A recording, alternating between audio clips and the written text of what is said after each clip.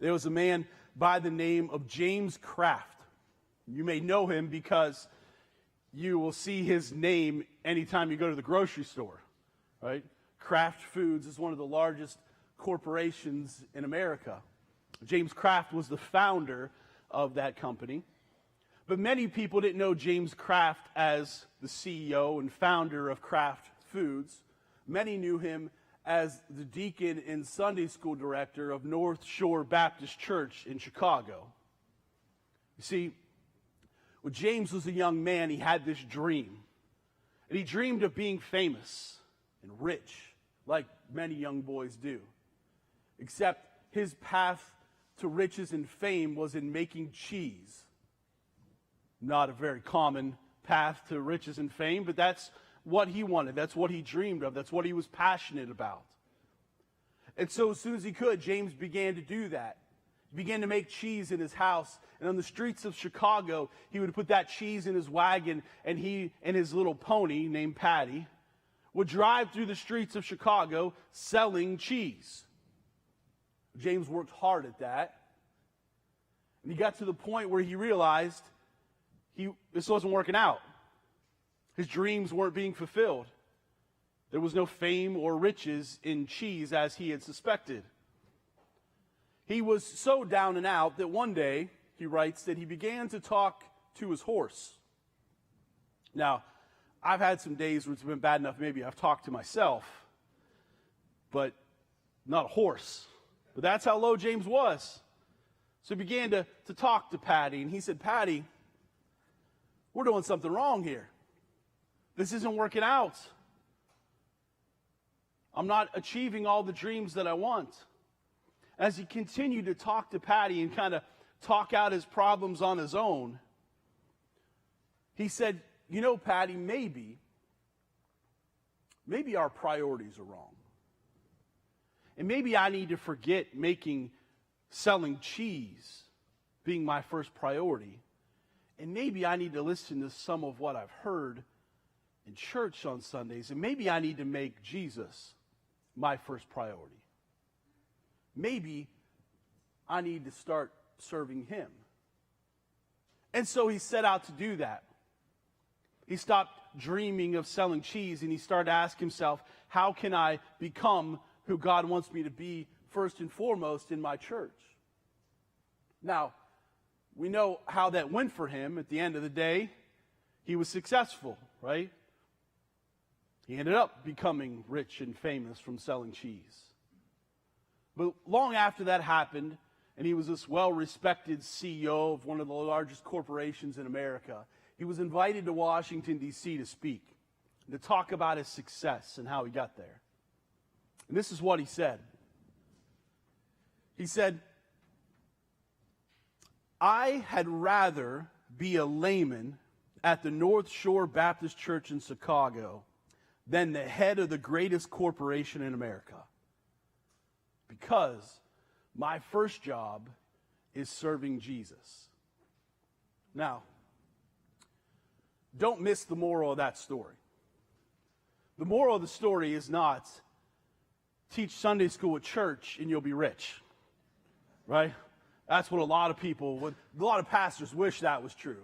It would be a lot easier to get Sunday school teachers, right?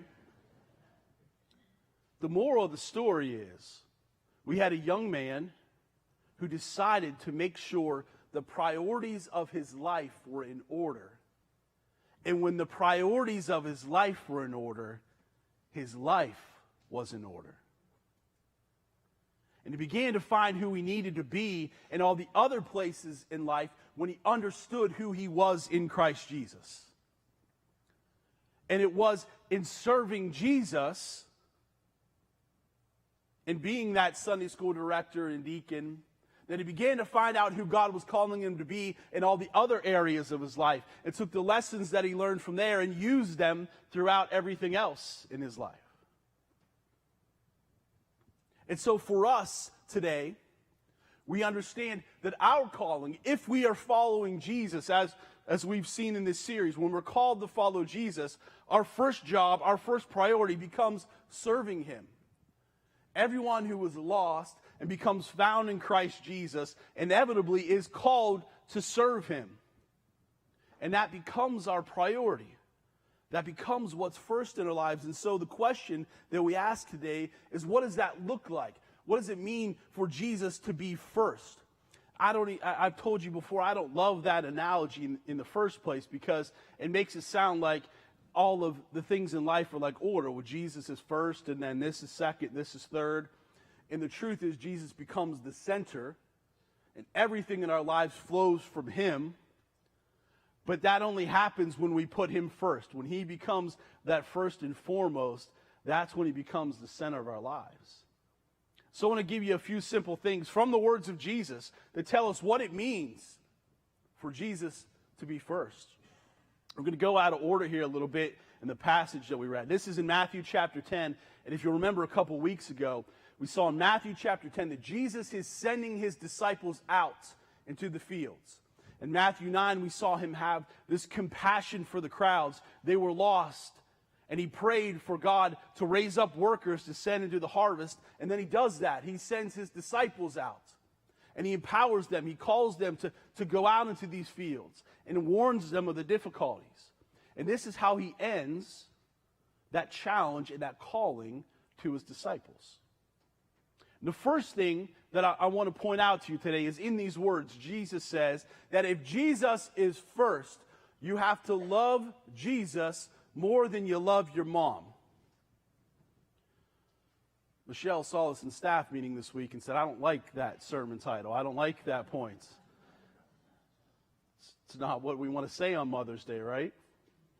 But what does Jesus say in his words? If you love your mother more than me, you are not worthy of being mine. If you love your son or daughter more than me, you're not worthy of being mine. Now listen, understand what Jesus does not say. Jesus does not say that you shouldn't love your mom. He does not say that you shouldn't love your family. What Jesus says is there is no one in your life that you should love more than you love me. And Jesus didn't just say that. He didn't just tell his disciples, right? Jesus is saying, I have loved you more than anyone else. What did Jesus not give up to come to this world and love you? Jesus allowed himself to be separated from his Father. He loved you more than he loved his relationship, his eternal union with the Heavenly Father. He allowed that to be broken to demonstrate how much he loves you. He put nothing in front of loving you. And so what Jesus is saying is, I simply want you to love me the way that I have loved you. You should love me above everyone else. He then begins to talk of the cross. If you refuse to take up your cross and follow me, you are not worthy of being mine. This is really the first time in Matthew he talks about the cross. And understand, the disciples have no idea what's coming. They do not read into the meaning of Jesus talking about the cross what you and I might read into that. They hear it in a much different way, because they don't know what Jesus is going to endure. However, they have seen people crucified. Make no mistake, they've walked past the Romans hanging people on a cross. They've seen that. They've experienced that.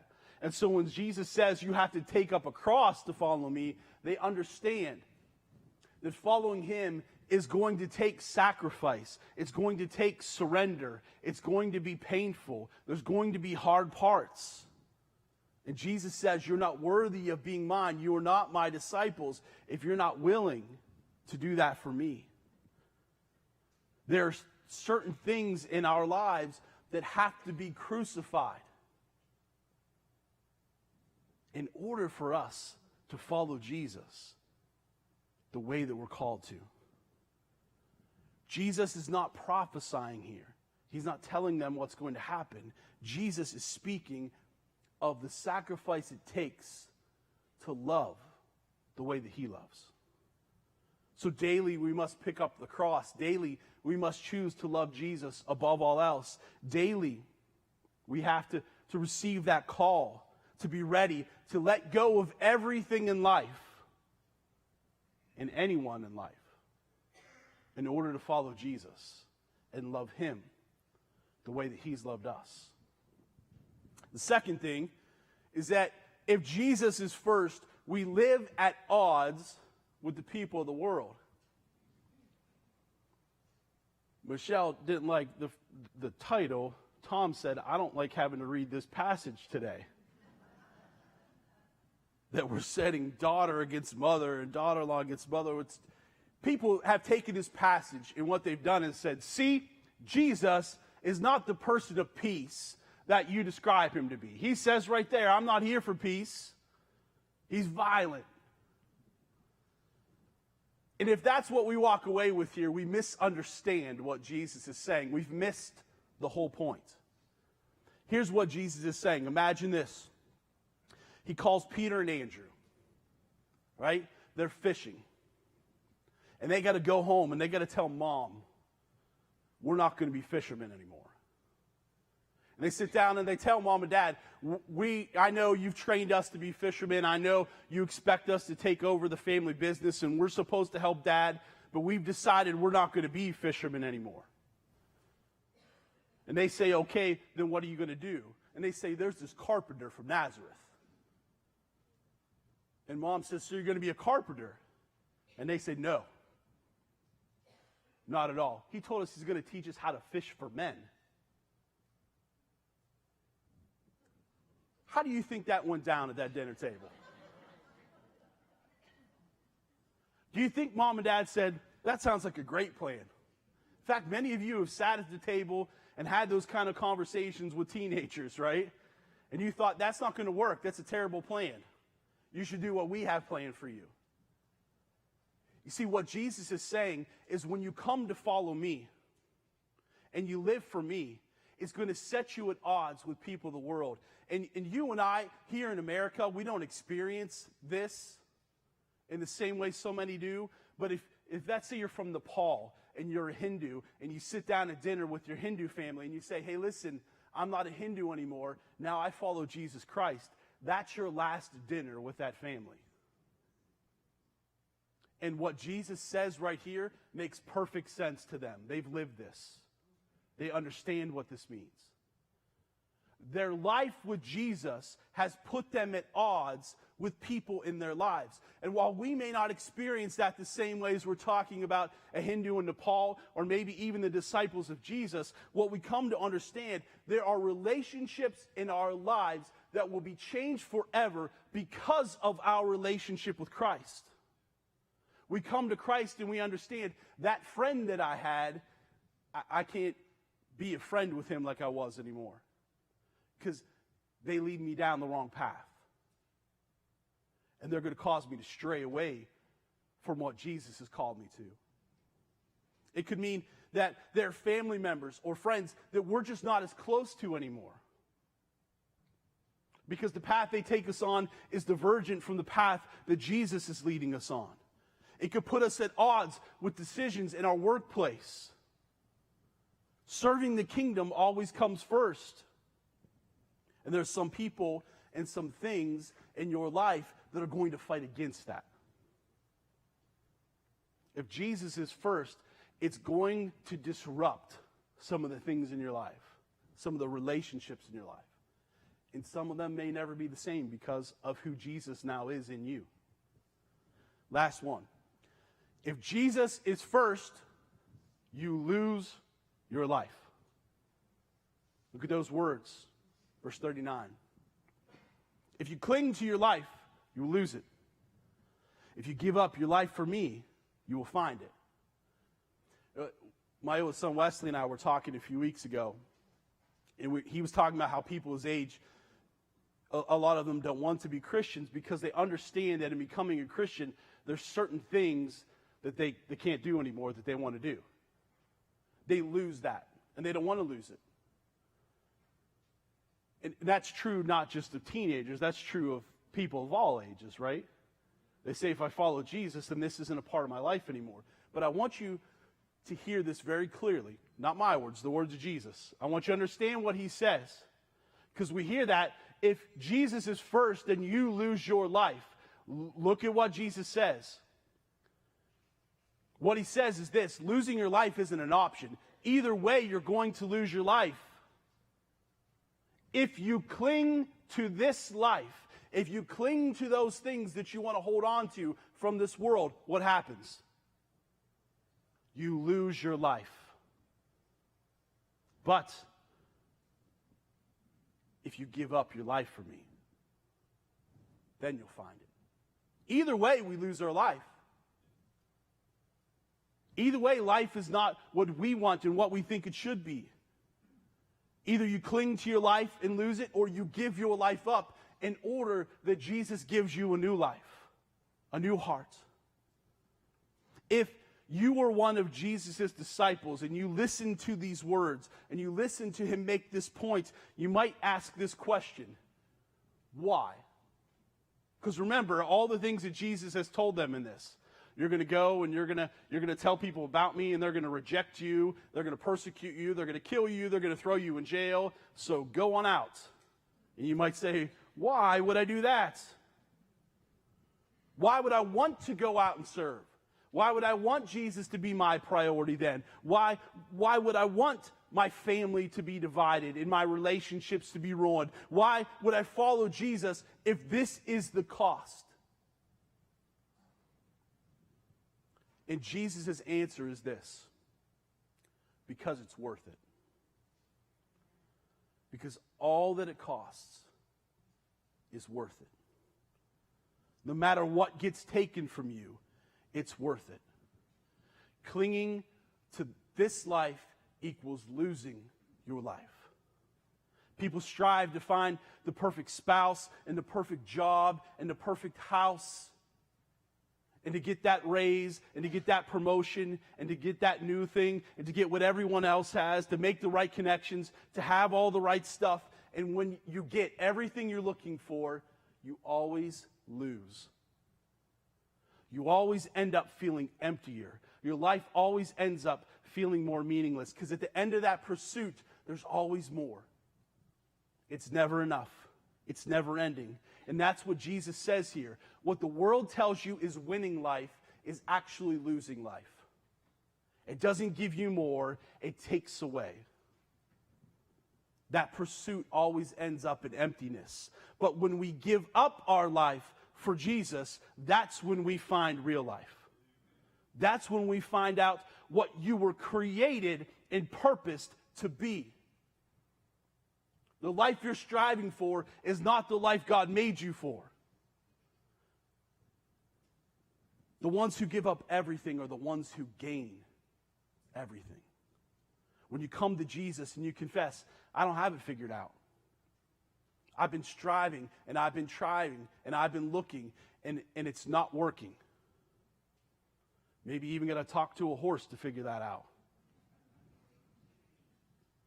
God uses a lot of things in our lives to tell us, your dreams are not my dreams, and your way is not my way, and what you're looking for is not what I have for you.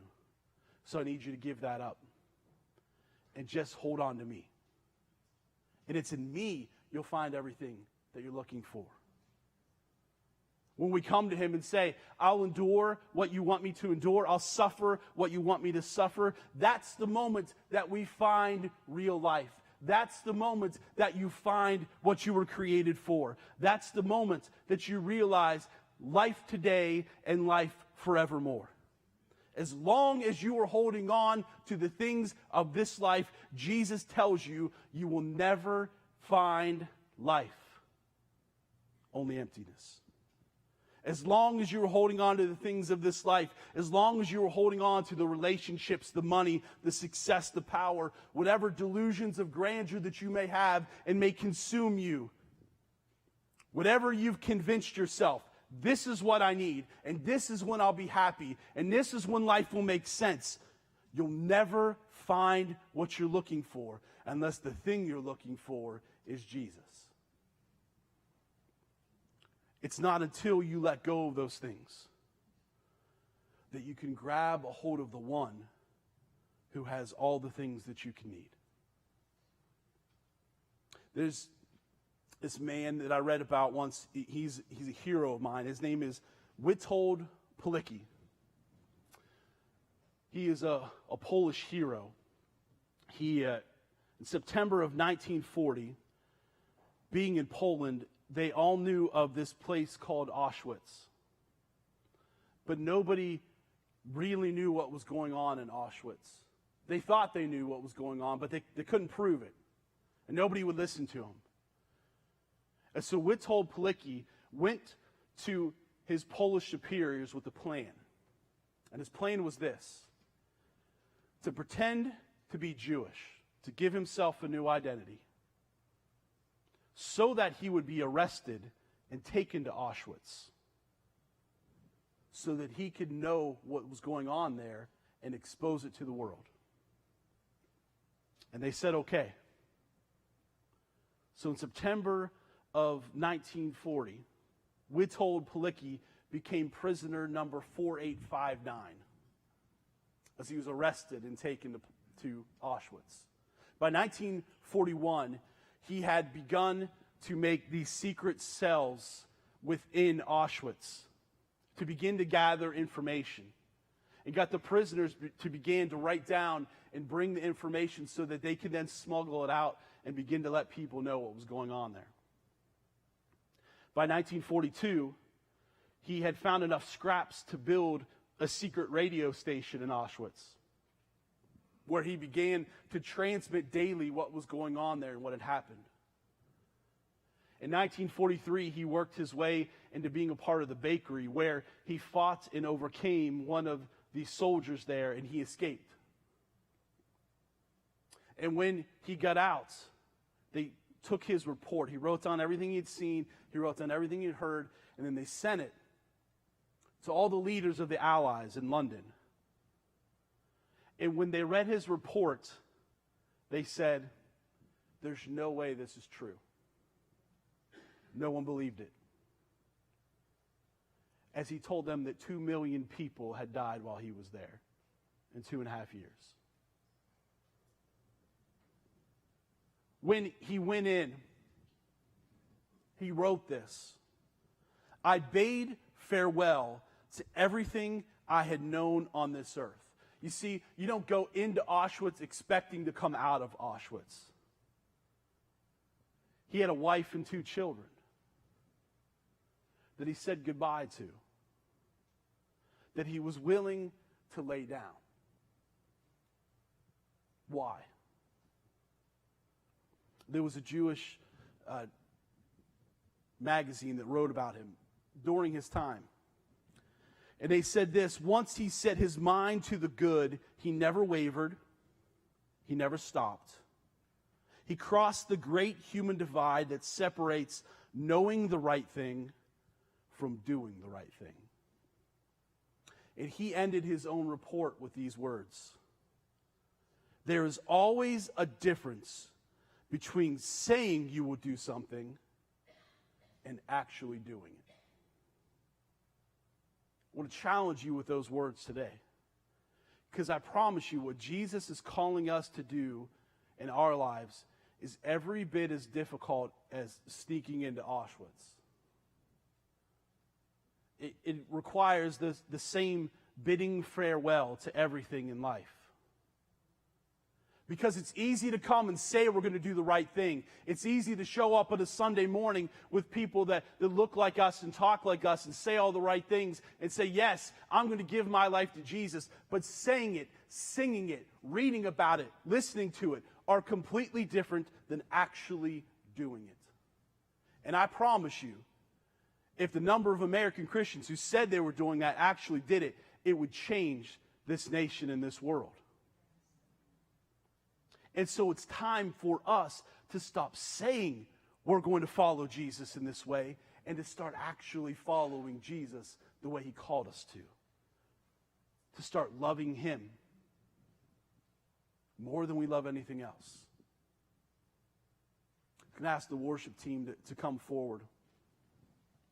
We recognize that Jesus did this for us. Jesus gave up his identity and came to our world to save us. He surrendered his life for our lives. And now he asks us to give up our lives. Not for him, so that he can give us real life. We like to say that we follow Jesus. We like to say that we live for Jesus. We like to say that we'll give up everything for Jesus. We like to say we love him more than anything. We like to say that we'll fight the world for him. We like to say that we'll give everything up for him. But there's a difference between what we say and what we do. There's a difference between saying it and actually doing it. And I believe that there's some of you here today that God is laying that on your heart. You know what he's calling you to. You know what he's calling you to give up. You know what he's calling you to lay down. And it's time to stop telling yourself that you need to do it and to start doing it. To make your first job serving Jesus and to let him reorder your life. Let him make you into who he created you to be. Let him give you purpose. Let him give you dreams. Let him make you like him. He's loved you more than anything. He gave up everything for you. And now he's calling you to do the same for him. So this morning, as we sing the song, which is our prayer, that we surrender, that we lay everything down at his feet. And when we do that, that his Spirit comes rushing in like a mighty wind and changes our lives. I don't want you to say that you're going to do it today. I don't want you to sing that you're going to do it today. I want you to do it today. And I want to see God wreck your life this morning. Give you a new one. To completely change you and make you his. Our prayer team's going to be up here in the front this morning, and I'll challenge you. If you know if God's laid on your heart, there's something you need to surrender, there's something you need to let go of, there's something you need to give up for Jesus, something that you love more than him, I want to challenge you to come forward and just tell them what that is and let them pray over you. That God would change you so that he can use you, that you might be able to serve him, and in doing so find new life. This altar is open. The prayer team's here. I challenge you to do that, to not just say that you will, but to actually do it this morning. Let's stand together. May this song be our prayer as we give all up for him.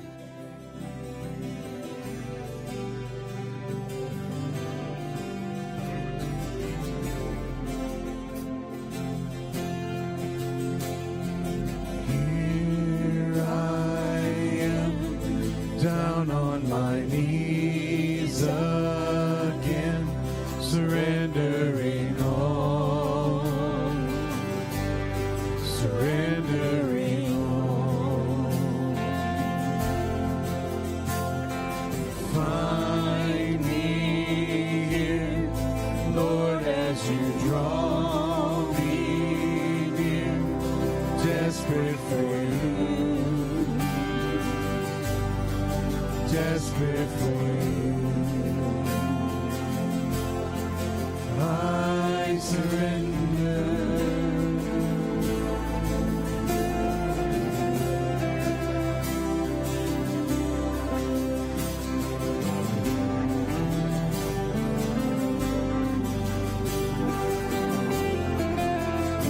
Sing, drench my soul, drench my soul, His mercy and grace unfold.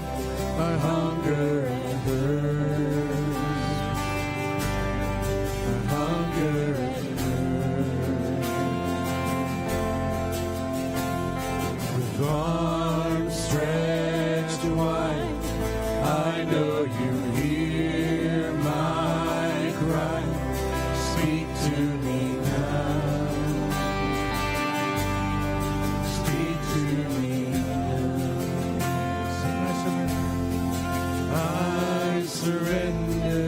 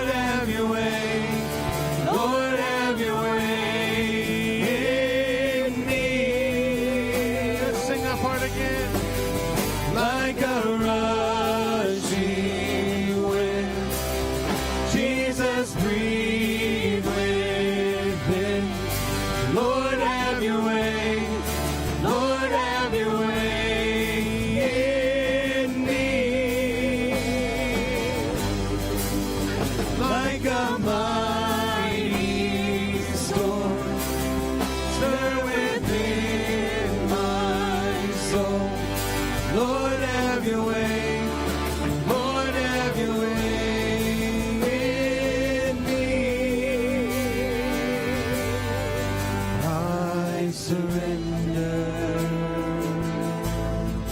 I surrender. I want to know you more.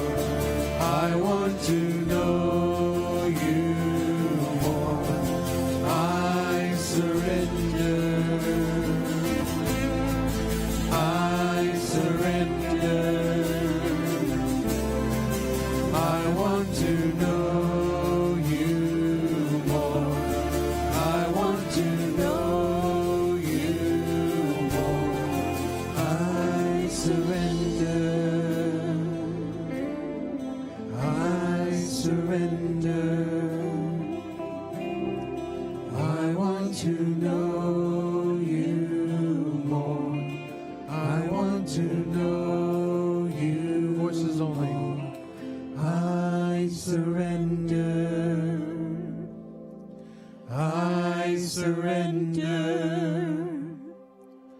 I want to know you more. I want to know you more. I surrender. We'll challenge you. If God's speaking to your heart, you're struggling with that, and you're saying, I don't know where to go. I don't know what's next. I feel that calling, but I don't know what that means. I challenge you to reach out to me this week. Let me pray with you. Let me walk alongside. There's some of you here today, you've come and you've done that, and we've prayed together, and God has led you and directed you. And so I want to challenge you all to that. God has a purpose and a calling for each and every one of you to serve his kingdom. And if you don't know where that is, we want God to illumine your hearts and let you know where that is. We want to journey with you in that. Hear these words from Proverbs 3 today. Trust in the Lord with all your heart. Do not depend on your own understanding. Seek his will in all you do, and he will show you which path to take.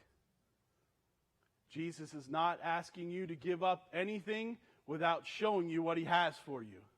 So trust him. Trust his will and his way.